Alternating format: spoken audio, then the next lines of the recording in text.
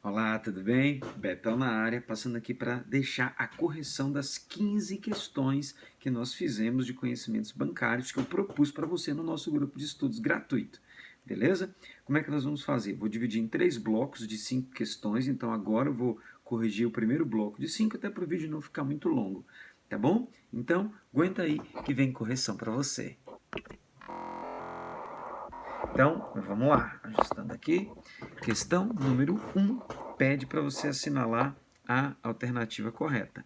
Pois bem, você já fez a questão e sabe que aqui a gente teria que preencher com os órgãos que integram o sistema financeiro. Aqui ele quer que você complete o seguinte: foi instituído pela Lei 4595 de 64, é o órgão responsável por expedir diretrizes gerais para o bom funcionamento do sistema financeiro nacional. Sem sombra de dúvidas, é o Conselho Monetário Nacional, é o conselho mais importante do sistema financeiro. Beleza? Agora, ele coloca, integra o XXX, dois pontos, o ministro da Economia, que é o seu presidente, o secretário especial de Fazenda e o presidente do Banco Central do Brasil. Sabe quem é de novo? Ele, o Conselho Monetário Nacional, o CMNE. Ele é composto por esses 3 integrantes. Cuidado com essa mudança. Ó, antigamente, nós tínhamos aqui o secretário, aliás, o ministro do Planejamento. Era o ministro do Planejamento que ficava aqui. Com a fusão do Ministério do Planejamento junto ao Ministério da Fazenda, formando o Superministério da Economia, nós não temos mais o MPOG. Então, o antigo ministro do Planejamento, Orçamento e Gestão, que depois foi até substituído no governo Temer por ministro do Planejamento, Desenvolvimento e Gestão, deixou espaço para a criação do Superministério da Economia. Então, eu tenho ministro da Economia como participante do Conselho, secretário especial de Fazenda do Ministério da Economia e o presidente do Banco Central. Agora, nessa terceira aqui, ó, é uma autarquia federal vinculada ao Ministério da Economia. Beleza? Responsável por regular, desenvolver, controlar e fiscalizar o mercado de valores mobiliários. Cuidado, aqui você vai ter a CVM, que é, adivinha, a Comissão de Valores Mobiliários. Então, cabe à CVM fazer isso. E ela é uma autarquia federal vinculada ao Ministério da Economia. Agora, no último, nós temos uma autarquia federal vinculada ao Ministério da Economia e é o principal executor das orientações do Conselho Monetário Nacional e o responsável por garantir o poder de compra da moeda nacional. Falou em poder de compra, principal executor, não tenha dúvidas, só pode ser um. E ele, eu acho que você sabe quem é. É o Banco Central do Brasil. Tá bom? Então, você vai ter aqui, ó, o Banco Central do Brasil, BC ou Bacen, sendo o principal executor. Diante disso, você tem Conselho, CVM, BC. Essa resposta vai ser aqui, ó, a letra E, Conselho Monetário, Comissão de Valores Mobiliários e o Banco Central. Logo, é a letra E, a alternativa correta, corrigindo, portanto, a questão. Tá bom? Pois bem, ele tentou fazer gracinha ali com algumas, então você tem que saber o seguinte: o sistema financeiro nacional ele é subdividido nesses 2 subsistemas, subsistema normativo e o subsistema de intermediação financeira. O subsistema normativo é ele o responsável por regular o sistema financeiro nacional. Então, eles são os órgãos estatais. Quem compõe o subsistema normativo? São esses que estão aqui na tela agora. Conselho Monetário Nacional, Conselho Nacional de Seguros Privados e o Conselho Nacional de Previdência Complementar. Todos esses que estão em azul são os chamados aqui, ó, órgãos normativos. Os 3 conselhos são órgãos normativos. Agora, para executar o que esses conselhos fazem, deliberam, decidem, você tem Banco Central, CVM, SUSEP, Previc. Todos esses que estão aí, eles são, na verdade, aqui, ó, supervisores. Todos eles são supervisores. Tá bom? Então, os supervisores são Banco Central, CVM, SUSEP e Previc. Órgãos normativos são aqueles que estão em cima. Acho que aqui está difícil para enxergar, né? Vou colocar aqui, ó, supervisores, tá bom? Então, é isso.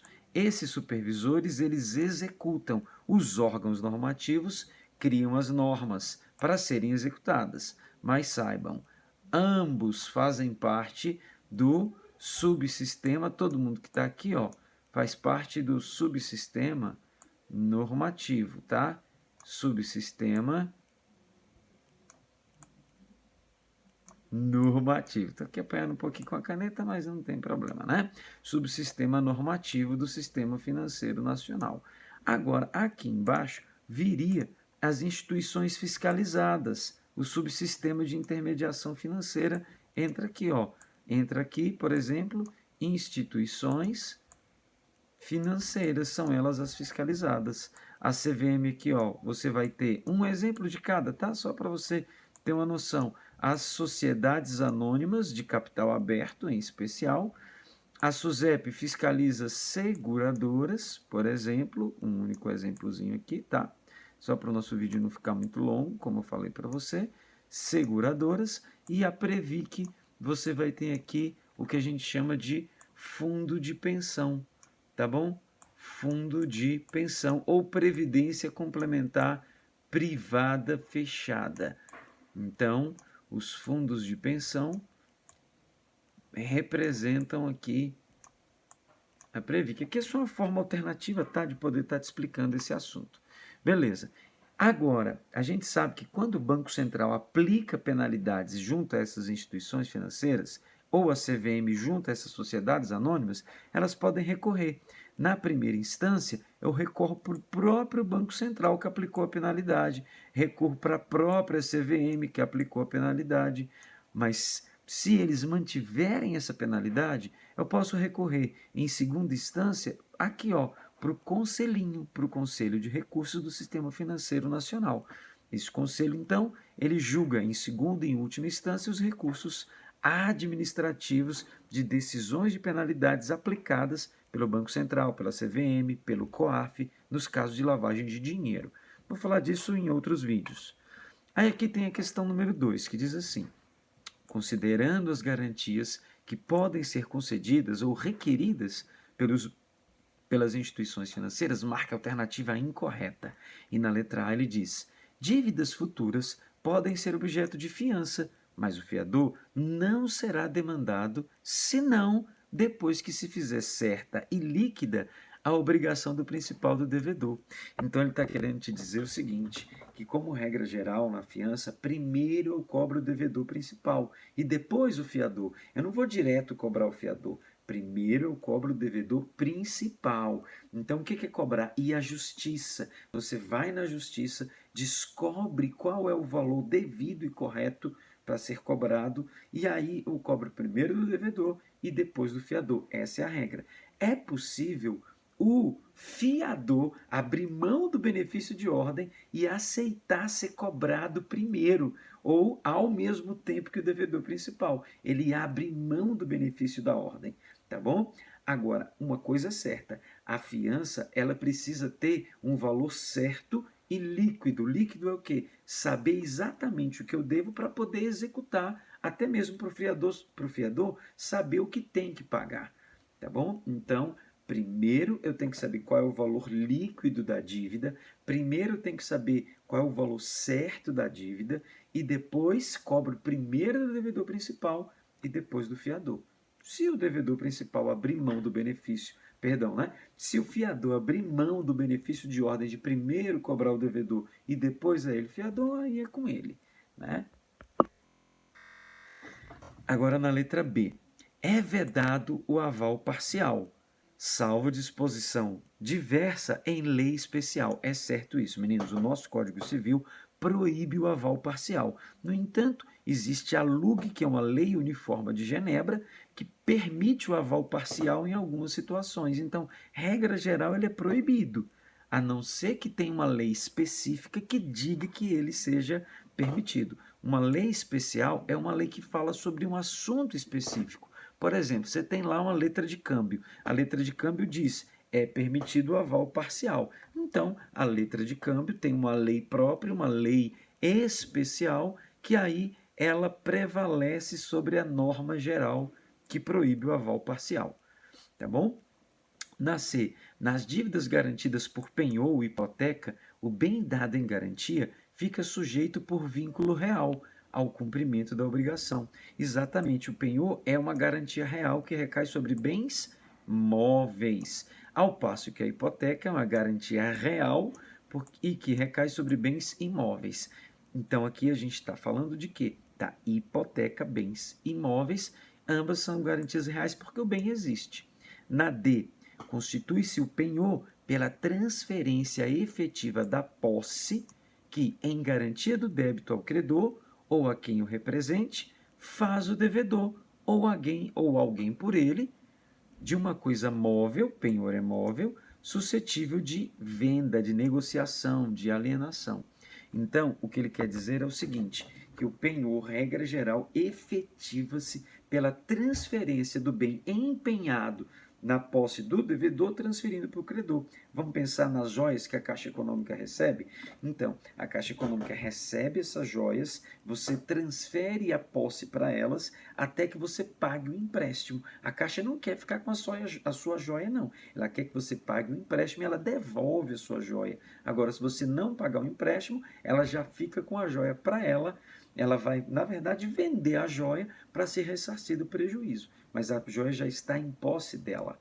Só que nós vamos ver o seguinte, no nosso penhor, que geralmente cai em prova de banco, ele quer o penhor industrial. No penhor industrial, você pega um empréstimo, um financiamento e deixa parte do seu imobiliário garantido, como empenhado naquele empréstimo, com garantia daquele financiamento. Nesse caso, você vai ter que a posse continua com o devedor, porque não tem como, de repente, você transferir todas as máquinas para o banco nem vai querer isso lá.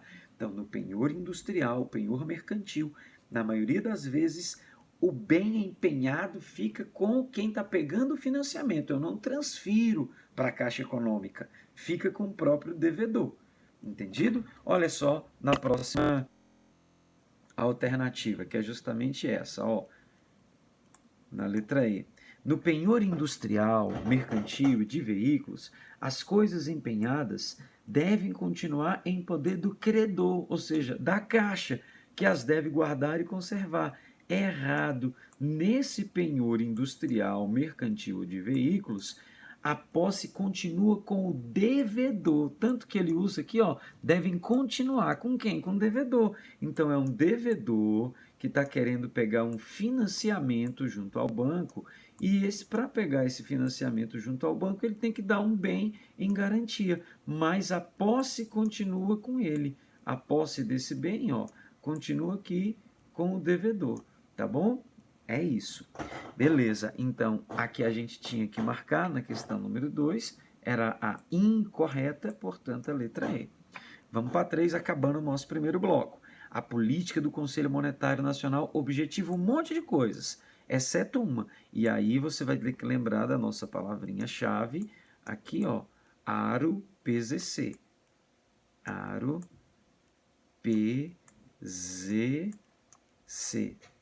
Bom, o que é o aro PZC? Ele quer a única errada? O A já está aqui, ó. Adaptar o volume dos meios de pagamento às reais necessidades da economia nacional e ao seu processo de desenvolvimento. Então tá certo, o Azinho está aí. Regular o valor interno da moeda. Aqui, esse errinho, ele pega tanto o valor interno e o valor externo da moeda, tá? Então você complementa para você já saber aqui. Nós temos o O, que é orientar a aplicação dos recursos pelas instituições financeiras, depois você para o vídeo e anota. O P, está aqui, ó, propiciar o aperfeiçoamento das instituições e instrumentos financeiros.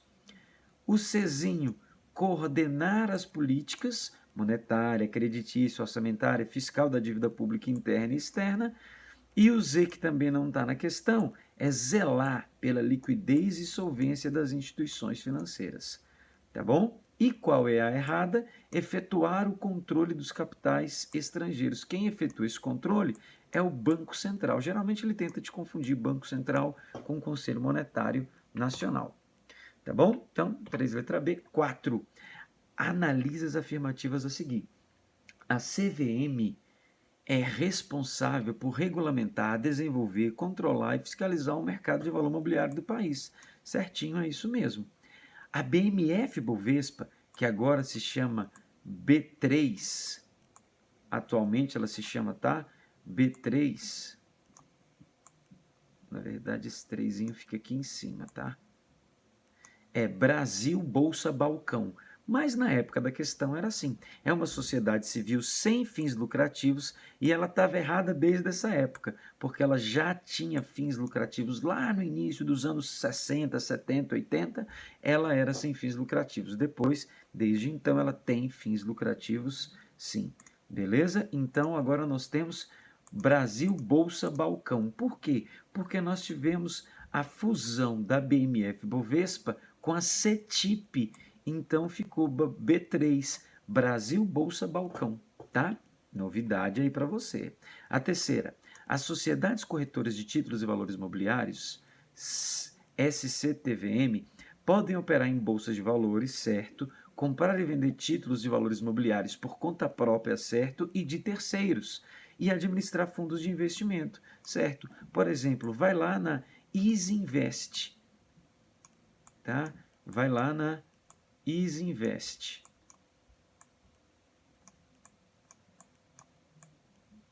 Isinvest. Ela é uma corretora dessas, tá?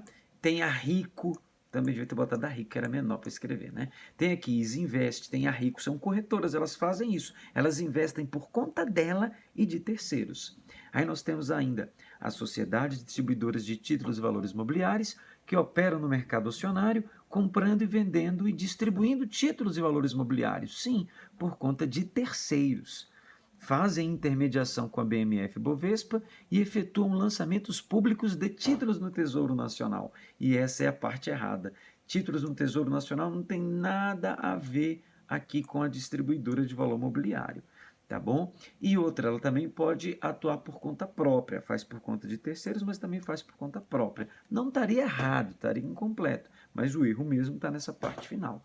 Então, a resposta correta para essa questão aqui vai ser item 1 e 3. Cadê aqui? Tem ela? Tem a letra D aqui, ó. 1 e 3 são corretas. E assim, terminando o nosso primeiro bloco aqui, máximo 20 minutos de resolução de exercícios, nós temos aqui, em relação à política monetária, todas as afirmativas estão corretas, exceto uma, já vai aprender um monte aqui então, ó. No sistema de metas de inflação, implantado no Brasil em 99, o Conselho Monetário estabelece a meta de inflação, certo, com intervalo de tolerância de mais ou menos 2 pontos percentuais. Pois bem, não é obrigatório ser de 2 pontos percentuais não, hein, meninos? Essa parte aqui eu devia ter tirado da questão, porque quem define é o Conselho Monetário. Qual o percentual? A letra A está errada, tá? Errada por quê? Por conta de mais ou menos 2 pontos percentuais. Não tem que ser necessariamente 2 pontos, pode ser um ponto só de variação, tá? A B. O Copom é responsável pela definição da meta Selic e seu eventual viés foi extinto na última reformulação do comitê, certo? Antigamente tinha o viés, não existe mais esse viés, ele foi extinto. Não vou nem explicar o que era para a gente não perder tempo, só não existe mais. Divulgar o relatório de inflação trimestralmente é uma das atribuições do Copom, certo? Terceira, o Bacen define as diretrizes e normas da política monetária, cuja execução fica a cargo do CMNE. Errada, errada, tá bom? Então, a D é errada, grandona. A A, ela tá errada, porque essa questão era uma questão de 2012 e eu acabei aproveitando e acabei não lendo com atenção, porque o erro é esse intervalo de tolerância. Na época que a questão foi feita, de fato o intervalo de tolerância era de 2%. Tá? 2 pontos percentuais, melhor dizendo. Tá? E agora aí isso não condiz mais com a verdade. Não é necessário ser 2 pontos percentuais, pode ser 1 ponto, tá? Não é obrigatório ser 2 pontos, não. E na letra E, o Conselho Monetário Nacional é responsável pela definição da meta de inflação, certo? E o Banco Central é responsável por definir a meta da taxa Selic. É isso mesmo. O Conselho Monetário Nacional, ele chega e diz o seguinte: o Banco Central, eu quero que a inflação rode em 4,5% ao ano. Ó, eu quero a inflação rodando a 4,5% ao ano. Para isso você se vira aí. O que o Banco Central faz? O Banco Central, desesperado, tá? Ele pensa, meu Deus, como é que eu vou fazer isso? Esse é o Banco Central. Aí o Banco Central faz o seguinte, eu já sei, já que a inflação está alta, isso aqui é a meta de inflação. Já que a inflação está alta, eu vou fazer o seguinte, eu vou fazer com que essa meta de inflação ela seja atingida, que ela caia de 7 para 4,5. Eu vou fazer as pessoas comprarem menos. Então, a taxa de juros que estava, vamos supor, em 7%, eu vou elevar essa taxa para 20%. Botando um exemplo bem crasso aqui para você entender, tá bom? Então, quando sobe para 20%, você vai falar: caramba, eu não topo mais comprar esse produto aí que estava a prazo 7%, agora por 20%? Não, não vou comprar não. Quando você não compra, o preço do produto baixa. Se o preço do produto baixa, a inflação também diminui. Se a inflação diminui, tende a atingir o que o conselho quer. Tá bom? Então, o Banco Central interfere na meta da taxa de juros Selic para fazer com que a inflação seja atingida. Esse é o grande detalhe. Tranquilo isso? Bom, então aqui nós temos duas erradas, tá bom? A 5 está errada a letra D, que é a errada maior, e a 5 letra A é uma desatualização. Beleza? Era assim e agora não tem que ser necessariamente de intervalo de 2 pontos de tolerância. É só isso, a parte inicial está certinha. Meninos, espero que vocês tenham curtido aí a correção desse primeiro bloco das 5 questões. Eu procuro nessa correção trazer conteúdo, até porque esse vídeo é um vídeo que está sendo publicado no início da preparação do BRB, logo é um vídeo mais demorado para explicar o conteúdo. Nas nossas questões de revisão, aí não, aí é pauleira, eu vou considerar que você já aprendeu tudo, participando do nosso acompanhamento aqui do BRB, né? Ou participando cursos ou do nosso livro, tá aqui, ó, Prof. Beto Fernandes. Se você quiser saber mais informações sobre isso, sobre o nosso tema, é só você continuar me seguindo aqui no YouTube e bem como no meu WhatsApp, 61996363209. Diz que quer ter mais informações sobre conhecimentos bancários, que quer ser aprovado, que quer ser meu aluno, que mais ainda quer ser acompanhado por mim para esse concurso, que aí eu vou estar junto com você. Não só para isso, mas também para outros, mas especial agora, BRB na veia. BRB, você é meu!